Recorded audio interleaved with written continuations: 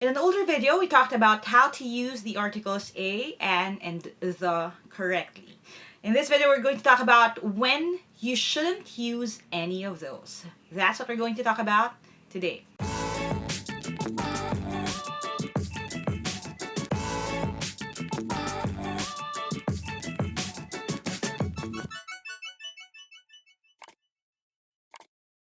Hi there, thank you for checking out my channel. Thank you for clicking on this video. If this is the first video that you're watching from my channel, I make educational and motivational content. So if you don't want to miss any of my new uploads, don't forget to hit subscribe and hit that bell icon. Now, like I said kanina, we're going to talk about kung kailan hindi gumagamit ng kahit anong article. And if you haven't seen yung video that I mentioned before, which is my full discussion on when to use a, and the, you can click right here to catch up. So, i-pause nyo muna tong video na to, watch that video first, and then balikan nyo tong video lecture na ito. And if you want to know more about what I do, the reviewers that I make, the stuff I do, the live and online review events, you can go to my Facebook page, www.facebook.com/Team Lyqa for more information. Now, in order for me to explain this concept better, I'm going to switch over to my PC.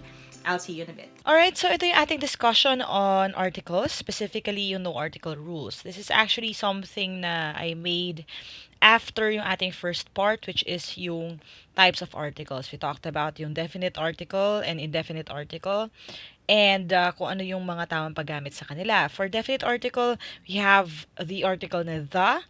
Again, it's very specific. If it's particular, you use the. Kapag indefinite article naman, general themes, we use either a or an. Depende sa ano yung sumusunod na word. If it starts with a vowel or a consonant, that comes into play. If you haven't seen that video yet, ililink ko na lang din dito sa taas, upper right, para makapag-catch up kayo. This is different kasi ang pag-uusapan natin ay kung kailan hindi kagagamit ng kahit alin sa kanila. Okay?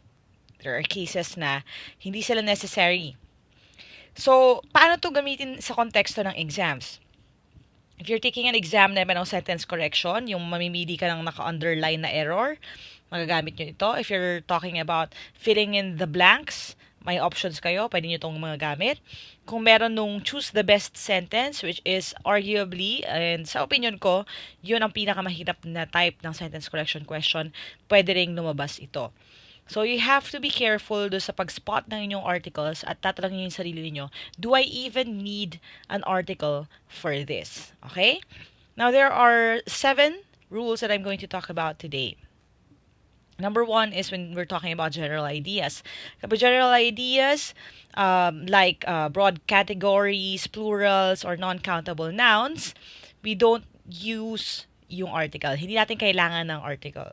For example, sa passage na ito, and parang i-correct lang natin siya, which is what we're going to do for the rest of this video, isaspatan natin yung mga tama at maling paggamit ng article.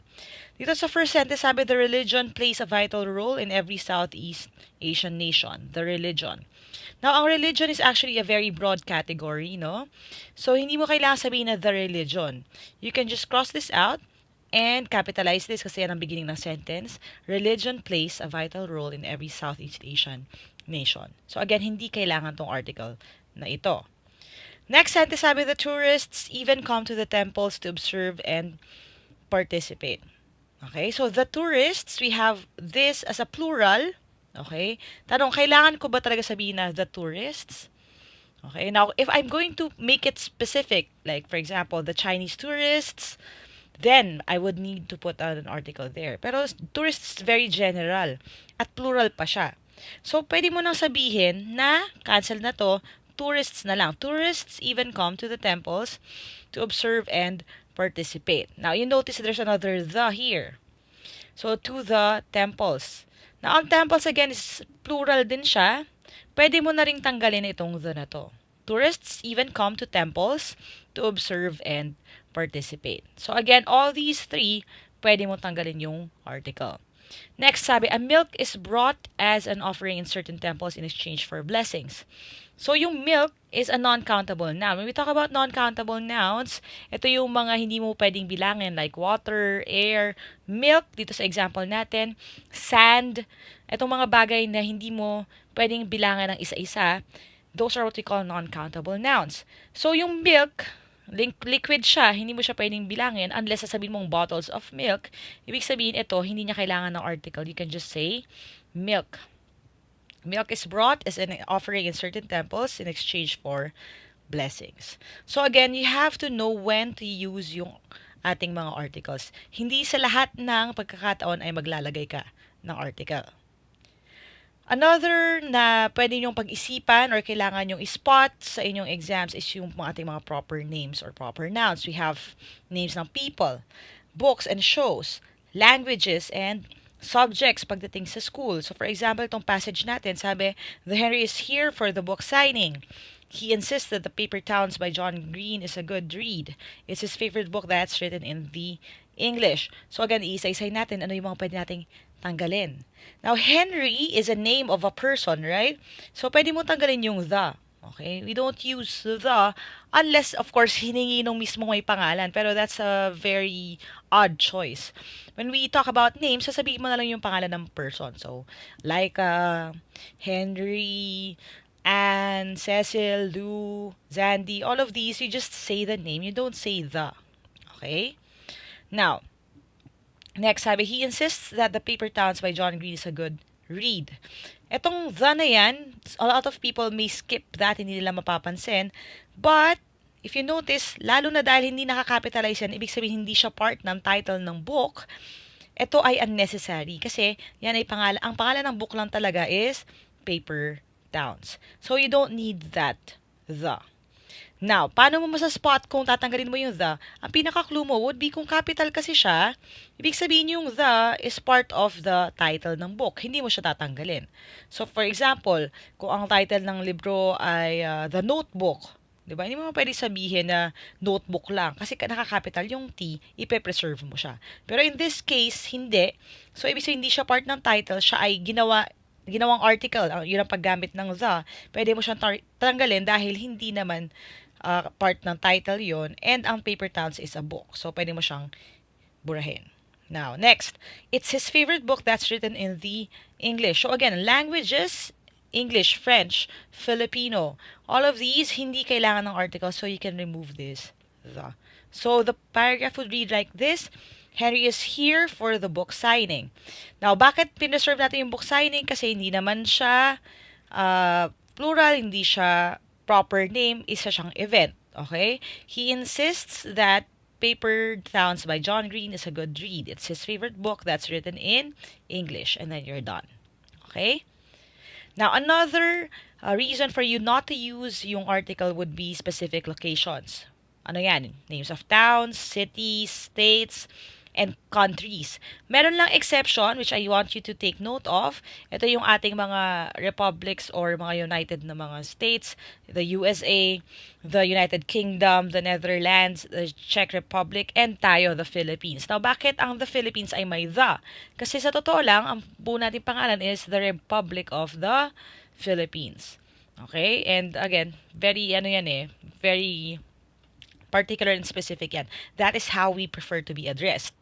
So, sadly lang, hindi lahat ng tao alam gamitin yan. So, yung iba sasabihin in Philippines, when in fact, dapat in the Philippines or the Philippines. Okay?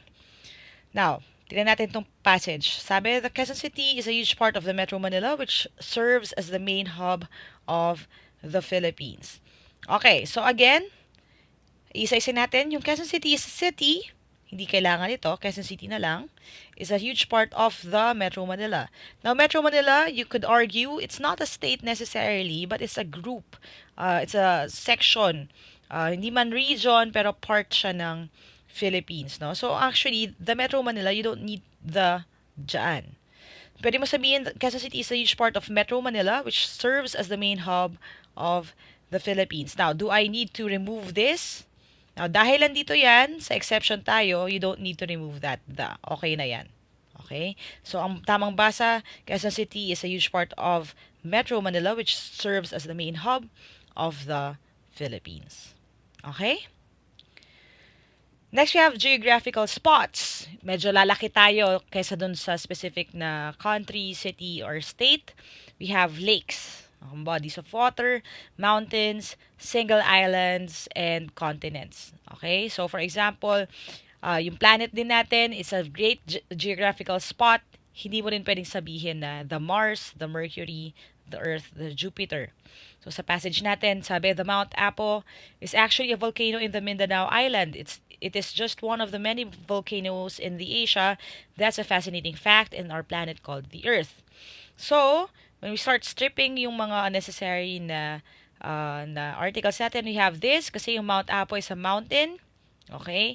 In the name, although it's technically a volcano, you can say Mount Apo, hindi na kailangan na the. Mount Apo is actually a volcano in Mindanao Island. Hindi na kailangan ng the kasi it's a single island. It is just one of the many volcanoes in Asia. Okay? Kasi ang Asia is a continent. And that's a fascinating fact in our planet called Earth. You don't need the there because Earth is a planet. Okay? Now, just medyo nasa bandang gitna na tayo ng discussion na to, I just want to point out, the more you write and the more you read, the better it is for you to spot na mali itong mga bagay na ito. But for those of you na hindi mahilig magbasa, you may need to pay particular attention to this if you're taking an exam kasi this may not come automatically sa inyo. Okay? So if you're learning new things dito sa video na ito, like nyo na lang, comment nyo sa baba, and we'll discuss those things then if you have any questions. Comment nyo na lang. Okay? Next is sports. And I'm filming this actually just a day after his passing. This is our example. Sabi, Kobe Bryant was truly one of the greatest people who ever played the basketball. So again, RIP kay Kobe. I may not be a great Lakers fan, but I respect the man, respect his grit.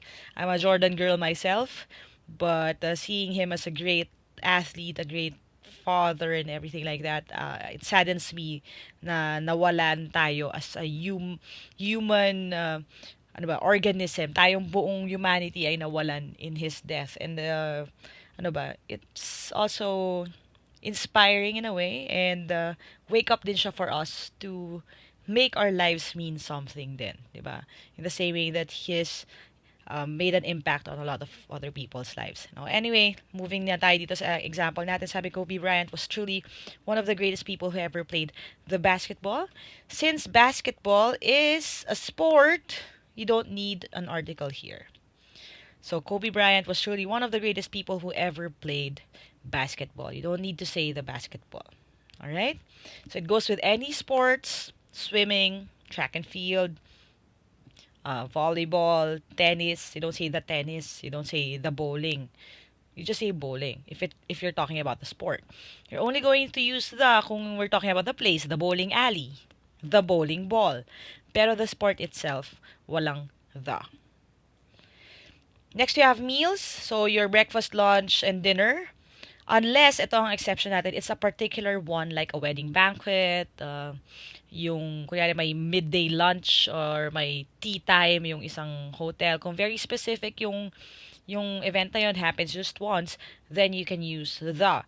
Pero for general meals, yung araw-araw natin kinakain, you don't use an article for that. So, example natin, we skipped the breakfast and forwent the lunch to make sure we had room for the special complimentary buffet dinner. What can we take out here? Now we can say na ano na lang, we skipped breakfast. Okay? Kasi breakfast happens every day. And forwent lunch, okay? To make sure we had room for the special complimentary buffet dinner. Now, why am I choosing na maiwan tong the na yan? Kasi yung special complimentary buffet dinner now becomes a particular meal. Kasi bukas wala na yan. Okay? It's a special event. It's a birthday dinner. So, pwedeng mo sabihin na the. Kasi, isang beses lang naman mangyayari yung birthday dinner na yon. So, again, you have to be careful with the specifics. Pag regular meal, pwedeng walang the. Kapag very specific, occasion-based, once lang siya nangyayari, or madalang, pero may date talaga. Kung iisipin mo, meron talagang invitation dito sa event na ito, then you can use the. Okay? Next is holidays. So, for example, the Christmas brings joy to so many people. Ang ating Christmas, a season, a holiday, same like Halloween. So, you don't need to say the Halloween is the scariest time of year for most people. You can just say Halloween is. So, you can remove the from here. So, Christmas brings joy to so many people. Alright? So again, you have to know how to use the and an, pero you also have to know kung kailan hindi sila kailangan gamitin. Okay? Now, in order for you to see if you really learned this, here's our quick quiz. Again, you're going to have to choose if you need yung articles natin or if you can remove them. And your timer starts now.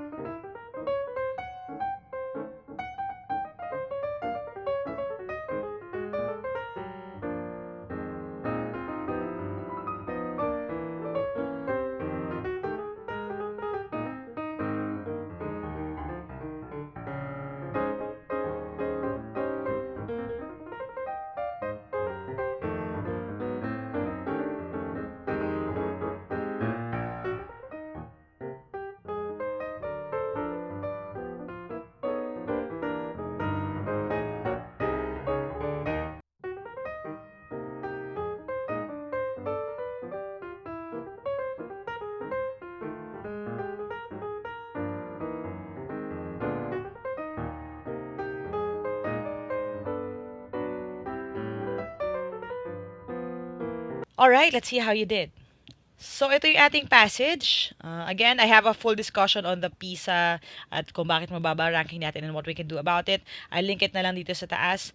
This is not about that. It's just about how we can improve the paragraph. So, sabi the Philippines ranked low in the 2018 PISA exam. The participants from the Metro Manila and other regions performed poorer than their counterparts from the Singapore and the China. It seems that language comprehension, particularly the English, proved to be challenging for the Filipino students. They didn't fare any better in the math. The algebra can seem tricky, but it's actually easy. It is the feelings of inadequacy that keeps them from achieving their goals. Okay, so isa-isa natin per sentence. Sabi nun sa una, the Philippines ranked low in the 2018 PISA exam. So, do I need to take this out? No, kasi ang the Philippines, dapat the Philippines, dapat merong the sa simula, so hindi natin siya kailangan tanggalin. Ito, the 2018 PISA exam. It's a one-time thing. It's not a general idea. It's not a specific na name ng tao or anything like that. So, you can keep yung the. Okay? Next, the participants from the Metro Manila. Okay, dito na. Pwede na tayong mag-isip-isip. And other regions perform poorer than their counterparts from the Singapore and the China. So, the most blatant here would be this, yung participants natin is in plural. So, actually, you can take this out. You can just say participants from, And then itong Metro Manila, again, napag-usapan natin kanina, it's a place, parang region siya, ang kanyang purpose, so we can take this out. From Metro Manila and other regions perform poorer than their counterparts. Ito na. From the Singapore. Now, on the Singapore, hindi kailangan ng the. Okay, hindi katulad ng USA, UK, Czech Republic, and of course the Philippines, no? So, hindi natin yan kailangan. And then, the China. So, China, hindi din kailangan. Bubulay natin yan. It seems that language comprehension, particularly the English. Ito, ang English, again, is a language. You don't need this article. Proved to be challenging for the Filipino students.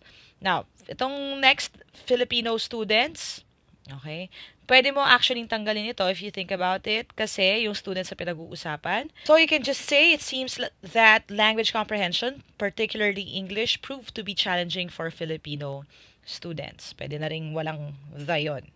Next, they didn't fare any better in math. Hindi na kailangan kasi math is a subject. The algebra can seem tricky. Again, algebra is a subject. You can take this out. Capitalize na lang natin to. Algebra can seem tricky, but it's actually easy. It's the feelings of inadequacy that keeps them from achieving their goals. Now, feelings of inadequacy, feelings is also in plural. So, pwede mo na lang sabihin, it is feelings of inadequacy that keeps them from achieving their goals. Okay? So, all of these, again, you can use number 1 if you're writing anything. May paper ka, may dissertation, may thesis ka, may paragraph kang gustong isulat, memo. Follow the rules. If you're taking an exam, be careful sa kanila sa sentence correction para hindi kayo maisahan. And if you want more exercises, I'll be posting more on my Instagram account. So follow me at Lyqa if you don't follow me yet. May feature ang Instagram story na quick quiz. I post questions there every now and then to see kung natututo na kayo. And I hope na makita ko ang pangalan ninyo sa list ng mga tumama sa aking ipopost na question on this topic.